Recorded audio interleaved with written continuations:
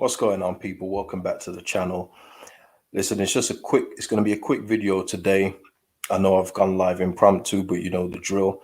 If you want to get these live impromptu ones, click the bell, subscribe to the channel, and make sure that you got those notifications on, because I'm here just to talk a little Raphinha in his debut for Brazil. I'm going to mention a little bit about the Newcastle thing, but before I go ahead, if you're watching the replay of this, like the stream, like the video, you know how it goes. And also check out the video that we did last night on the Coppish channel, Premier Panel show, wicked show. We have so much fun doing that one. It's worth your time going to check that out. I think you'll enjoy that if you enjoy, like, you know, banter and all that stuff. So yeah, man, it's a good show, and it's growing each week. You know, the chemistry as we go along is getting better. We all cool with each other anyway, but as you can see throughout the weeks, it's just getting better and better. So yeah, check that out on the Coppish channel. I have got a post on that in my community post, so if you want to see that, go check that out. Yeah, I mean, this won't be a long one today. We're gonna probably just do a quick 30, if that. Stone Cold Cage, yeah, that's from the Coppish people. Let's go. Yeah, so I mean, I'm going to start with Raphinha first. His debut for Brazil. It was, you know, the delayed debut. Listen, Raphinha, yeah. It's it's hard to put into words what I haven't already said about this guy. Sensational player, bargain player. This week was a year anniversary since we signed him for £17 million. Just crazy value when you really think about it. It's nuts, the amount of money we've paid for him. And he put on another performance today, come off the bench after 45 minutes for Everton Ribeiro. His manager for Brazil told him to play how he plays for Leeds. Don't change anything. Do what you do for Leeds United for us here. And he changed the game. 2 assists, and he was involved with another goal too.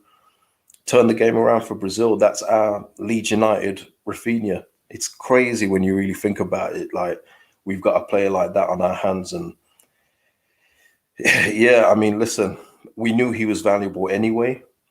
You know, if we're ever going to sell him, which, you know, who knows, but if we ever do sell him, we know that the price is going to be high.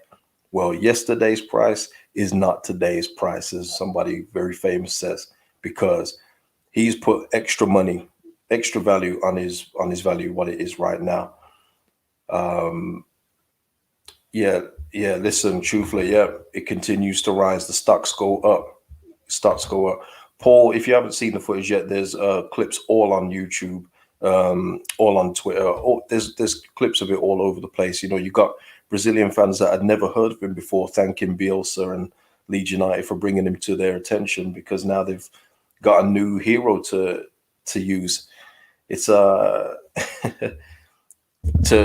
worship, I should say, to use and worship. But yeah, just what he's able to do it's unbelievable. And to see it on an international stage after doing it in the Prem, you know, we always talk about international players needing time to bed in and everything else like that. He hasn't needed that time. He came in straight away, and from his first substitute appearance, he was playing in balls that we've not seen at Leeds United for years. And he's just continued to grow from there. Yep, and we're going to keep on getting this. This is going to be happening even more. I've already seen a lot of reporters, a lot of people saying, you know, he's going to be moving on next summer and everything else like that. I'm not mad at those reports, because, you know, I can see why people are saying it. When I've said to people that this guy could play for a top 4 team, you know, they always say, oh, could he do it? Of course he could do it. He's got more talent than quite a few of those players in those top 4 teams anyway. He just happens to be at Leeds United right now. But if he does get that move, yeah, I mean, the sky's the limit for him, because it's not just the tricks. It's not just skills. There's a lot of people with trick skills with zero end product. It's the fact that he gives us end product. And a lot of the times he's robbed of quite a few assists because some of our players can't put the ball in the net. But listen, you know, Rebecca here saying we need to have a good season this season if we want him to stay. Many big bids will come in for him, and he wants to play at the highest level, which is good enough for exactly that. That's why for me, I always say to people, with the ones that say we'll be happy to stay up, if you're happy to stay up and think that Raphinha's just happy to do that, look at his demeanor on the pitch. The guy hates losing. The guy hates it when he does all the work, puts on a chance for somebody, and they miss it. Man's kicking the stanchions and everything. So listen, you have to respect it. And if he does move on, listen. For me, all I'm doing is enjoying him while he's here. I'm enjoying him here as long as he's here, because we know that it's not going to be permanent. Shout out Tobes. We know that it's not going to be a permanent thing here.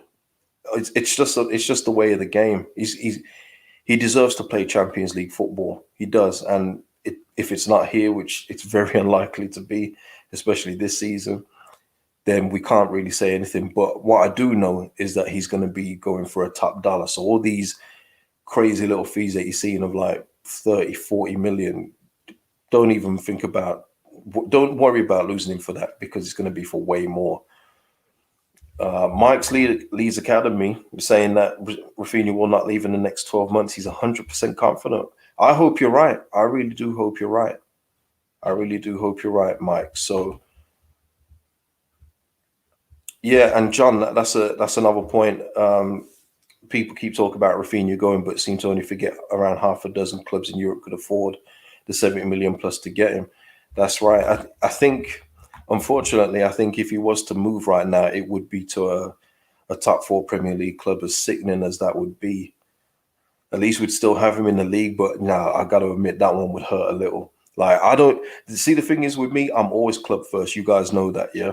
There's very few players that I've gone on and said, I'm really disappointed he's gone, because I just move on. But this one would hurt. I'm not gonna lie. Him, maybe Calvin Phillips too, but yeah, for me, it's always about these kind of players that just make things happen, and that's it for me. Black Hammer Entertainment. I hope that's a clean one. Raphinha is different gravy. I knew the kid would be class from his days at Sporting. Yeah, I mean, full disclosure, and I've said it many times on here, I never seen him play at Sporting. I saw the last couple of games when we were linked with him when he was at Rennes, and I just thought, if he can transfer that to the Prem, it's going to be magic. And he did. He's done it. So yeah. And I've seen that one too. You know, we actually talked about that last night on the show, where they said that maybe Newcastle, with their newfound wealth, could be a destination for someone like Raphinha. But nah, I think his next move will definitely be a Champions League club. But listen, I'm not thinking about the move yet. I just want to focus on him being at Leeds United and being a Brazilian international, because that's what we've got on our hands now, a fully fledged Brazilian international. And it seemed like his teammates and his coach were impressed with him. The fans, obviously, looking through the comments on the Brazilian page, the fans was very impressed with him, even the ones that hadn't heard of him before. So yeah, I mean, his stock is up. His stock has gone up like Calvin Phillips now. He's got that international. It's amazing what international caps do for a player from certain countries. Okay, if you get a cap for Estonia, no one gives a hoot. But when you get caps for Brazil, England, because of the media coverage and everything else like that, the cachet of the player goes up, and with that, the price goes up. So just remember that, any buying clubs, don't be coming with no low ball offers. But like I say, I just want to give a shout out to Raphinha, man, just for being a Leeds United player, for being Brazilian international, for being brilliant, for giving me so much joy when I watch him on the pitch. That's what football's about for me. All these system things, they're cool and everything, but when you got a player that can just produce magic out of nothing, that wins it for me. So yeah, John Shaw's, when Calvin signs a new contract and we go on a 25-match winning run, I have faith we'll hold on to Raph. I hope so, John, man. I'd go for that. I'd go for that. Yeah, Bandy, you're right. Staff come and go, the club lives on, and that's the way it always has been. Although, when we did lose those bunch of players from our Champions League run the first time, it took a while for us to get back up. But we move now. Umer, Raphinha is a mature player now, and his decision making has improved a lot. By the way, if he was to move to a Prem club, which team would suit him the most? I'll be honest. I think he could go to anyone. I don't think it matters. I think he's not somebody that. Look, he's playing at Leeds United with some players that are just not on his level. Let's be really frank. Let's be really frank. He's playing with players that aren't on his wavelength, and you can tell the frustration comes out at times when he's on the pitch. But I think he's a player that can go in there and just be himself at any club. I don't think it matters. Liverpool, Man City, Man United, whichever one, it don't matter. Chelsea, yeah. Listen, I think he could fit in absolutely anywhere. Tobes reckons 50, 60. Nah, nah. The price goes up, Tobes. Yesterday's price is not today's price. Okay. Luke, big up KG. You sound a bit emotional talking about Raphinha. Yeah. Listen, I've said it before. He's probably the most exciting player and player that I've latched onto since Harry Kewell left. No lie. And look how long ago Harry Kewell left this football club. You know, we haven't had that kind of player. We've had good players in between, you know, Hernandez and Max Grade or all these kind of guys, Snodgrass, but there's levels to this game, yeah? When you're talking about actual class players, there's levels to it. And we haven't had one of those since Harry Kewell left the club. And that's probably why I'm growing attached to this guy. Tobes, 70 million already. You're damn right. You goddamn right. Yeah, that's what I'm saying. And you might want to add a little bit more cheese on that, Tobes, yeah? So, yeah, Blackadder Entertainment. Raphinha isn't a system player, kind of like James Milner. You give him a task, he follows through with good performances. There, listen, the thing is, it's not just his attacking prowess. The guy is a machine going back too. As much as that shouldn't matter for a free spirit like Raphinha, it shouldn't matter. But he's really good defensively. He's one of our better defensive players coming back. Him and Dan James. You know, Dan James, when I rewatched the match, he did really well in that game. I didn't give him enough credit in the match review, but yeah. Listen, Raphinha, big up, man, and please stay forever. Sign another contract. Calvin's going to be signing a contract soon, and that will have a release clause in there. Let's not make light of that. He's going to have a release clause to go to a better club at some point. We need to do that with Raf. Get him on a new deal. I don't know. I think he signed a 5-year deal, didn't he, when he signed? Either way, he's got years left, but we need to get him tied down to a new one and put in one astronomical, like a La Liga release clause, you know, like one of them 200 million ones, just so people know. And yeah, I can't give anything more to Raphinha.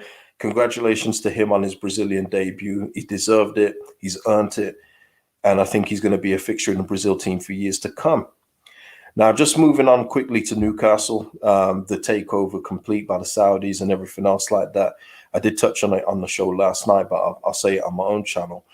It's great for Newcastle United, great for their fans and everything else like that. They've got some exciting times to come, you would think. But it's about Newcastle and their owners looking at previous takeovers that happened and making the right decisions, because Man City didn't get it right completely the first time. And if you look at a more recent case, Everton, they really did not get it right. You know, the players that, you know, they spent a lot of money and a lot of money on nothing. And they overpaid on a lot of players. Richarlison, Sigurdsson, Iwobi, you know, and the list goes on. Pickford, all these guys. Everton come into money and they spent it incorrectly until Ancelotti, when he got to Corey, Alan, Rodriguez, that's when they started to get a rhythm in. But they're kind of paying for it now, because you've seen that they've had to sign Damari Gray, Andros Townsend, and as good as they're doing now, let's see how they go over a full season. But these owners now have to decide what they do with Newcastle United. Do they go for a marquee signing, or do they build it sensibly? And since I've seen the Newcastle takeover complete, I've had it in my head that they get somebody like a Kayla, like a Navas from PSG, who's now been relegated to the bench because of Donnarumma, which is understandable. But that's how you set out your intent. You get somebody like that who maybe at this stage of his career may have gone to Saudi Arabia or China or America, somewhere like that. But now he gets to get that kind of money, but play in the Premier League. So you get somebody like a Navas in goal, that then sends a signal out saying, hey, these guys are moving good, you know, they're being serious. And then it's like getting like a Jonathan Tah. And you also then you pick off some of the Prem's best. And I'm not going to go into our team, but just like someone like a James Tarkowski, doesn't sound very glamorous, but it's one of those players. And Drifty mentioned it last night, like a Julian Lescott did for Man City. You get one of those kind of players in, and you get a better centre back next to him. But it's about building.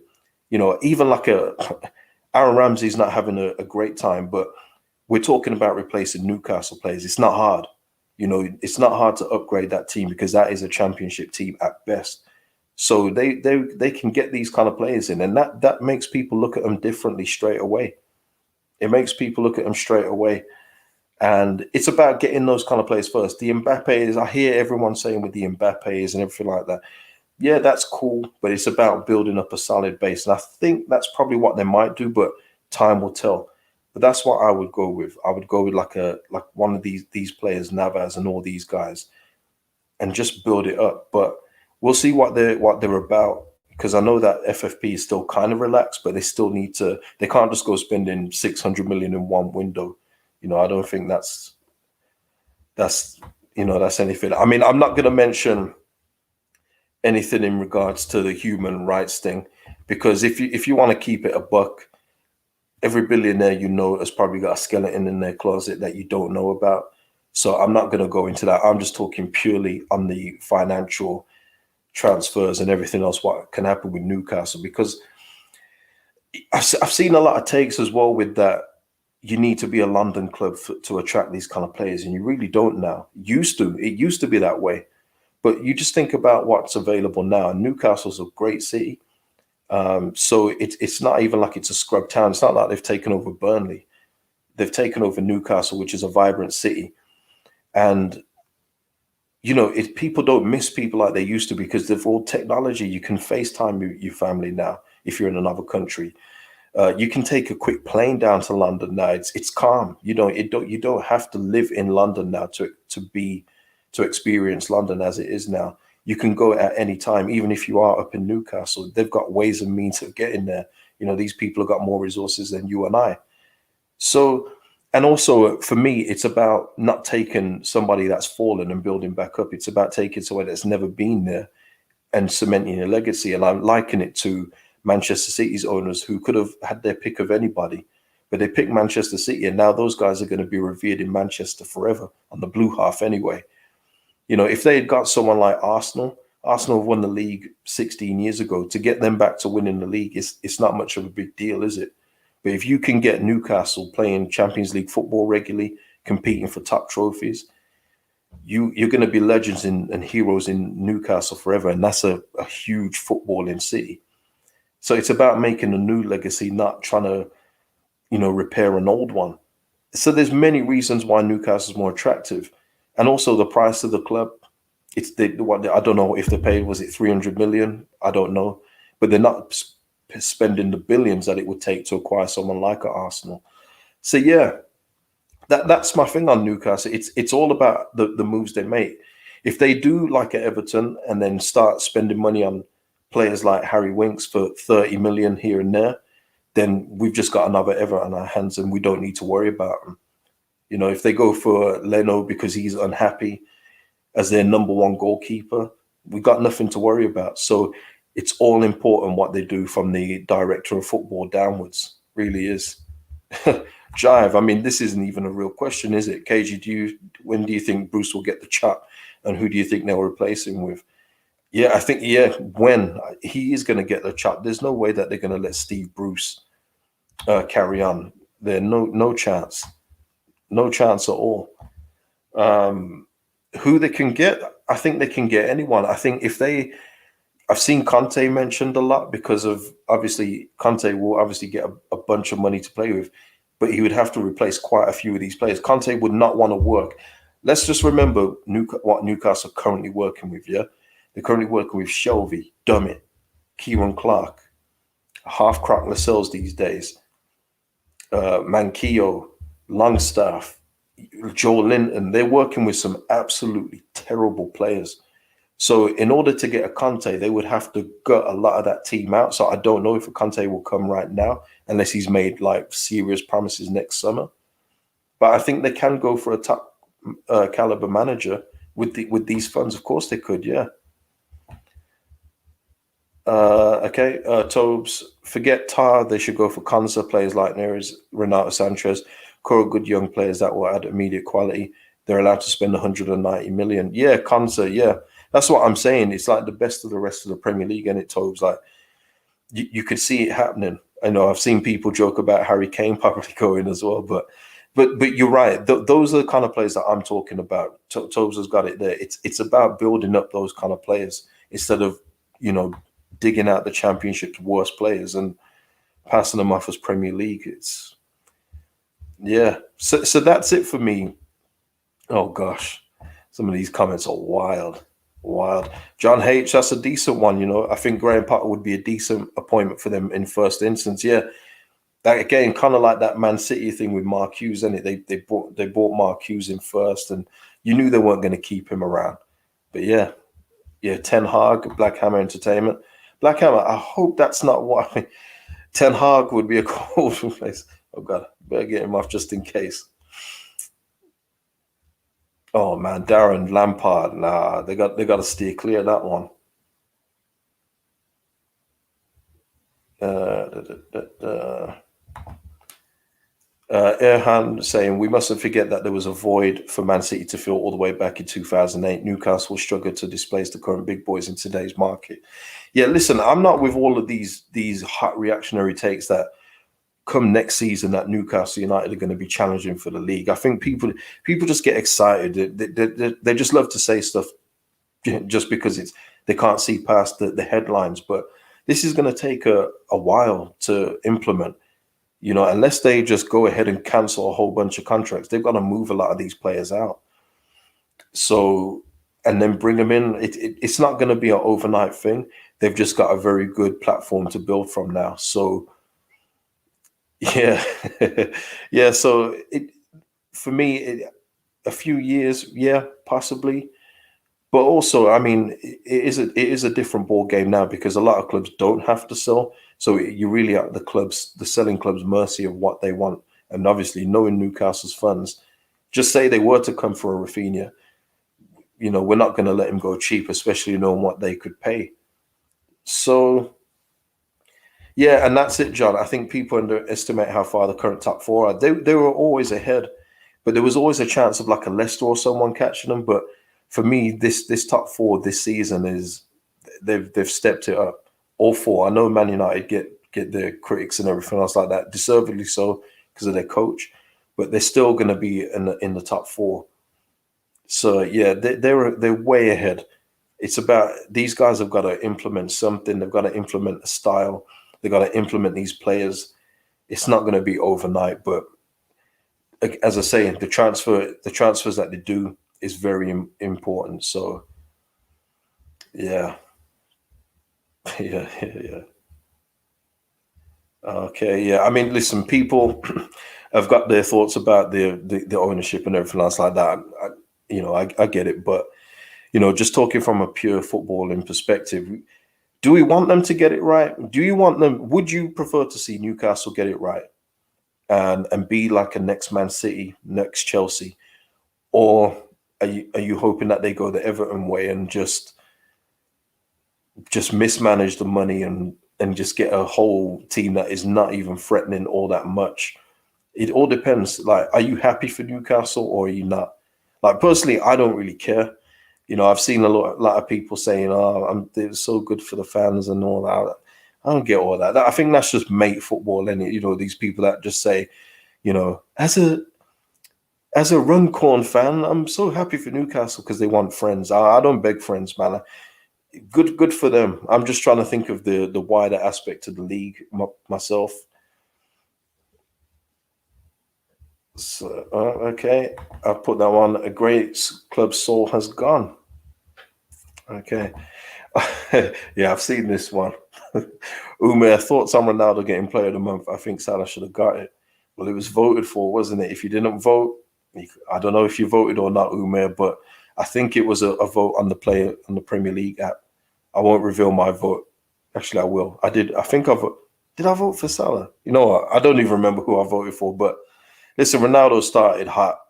He's the marquee name.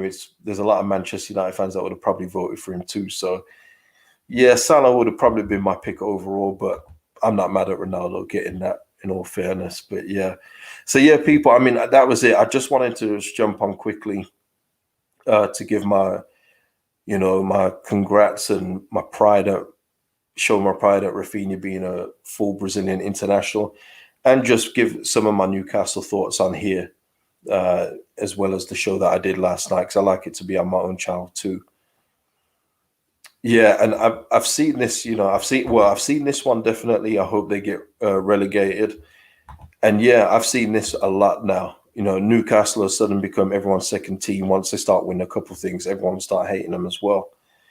Yeah, we see it all the time. It's the build up, isn't it? People love building it up, but once they get to the top, people will want them to come crashing back down. We've seen it. We see it all the time, not just in football, in life generally. People love to come up, but once people get there, they don't want to. They don't want to know anymore. So, mm, yeah, people drop a like on the video. Yeah, if you're watching live, drop a like. If you're watching the replay, please drop a like on the video too. Yeah, Darren Wong, best Brazilian international is clear now. Isn't it? Who's Neymar? Who's Neymar? But yeah, people, listen, I'm going to head off now. If you're watching the replay, give your thoughts, give your congratulations to Raphinha in the comments and everything else like that. Give me your thoughts on the Newcastle takeover too. Like I say, every Thursday as well, the Premier Panel show on the Coppish channel. Catch us on there. It's a great watch. And yeah, that is it. That is it from me today. Don't be more money will come. Okay, yeah. I mean, SST. Just quickly before I go, more money will come into English football. All good. Yeah, it's going to benefit the Newcastle area too. It's going to be. I reckon it's going to be a lot like the Manchester City one, where they've invested in the communities and everything. I think it's going to benefit Newcastle as a city, just in general. And yeah, that is me done. Yeah. So I'm out now. I'll see you at the next broadcast. Peace, people.